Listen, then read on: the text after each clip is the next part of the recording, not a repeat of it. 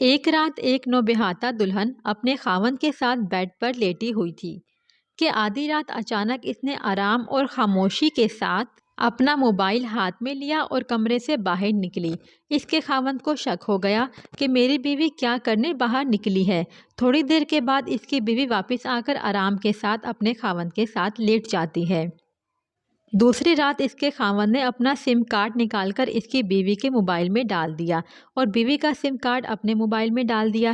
جب آدھی رات ہو گئی تو اس کی بیوی پھر آرام کے ساتھ موبائل اٹھایا اور کمرے سے باہر نکل گئی۔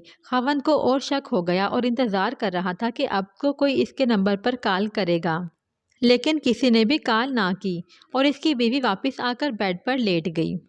جب خاوند نے اس کا موبائل چیک کیا تو نہ ہی کوئی کال آئی ہوئی تھی اور نہ ہی کوئی کال کی گئی تھی، تو اس کے خاوند کا شک اور مزید بڑھ گیا۔ اس نے سوچا کہ شاید نمبر ڈیلیٹ کر دیا گیا ہوگا۔ تیسری رات پھر ویسا ہی ہوا۔ لڑکی کمرے سے باہر نکلی۔ 5 منٹ کے بعد اس کے خاوند بھی چھپ چھپ کر اس کے پیچھے چلا گیا اور وہاں ایک سائڈ میں جا کر بیٹھ گیا، دیکھنے کے لیے کہ آخر کار اس کی بیوی کرتی کیا ہے۔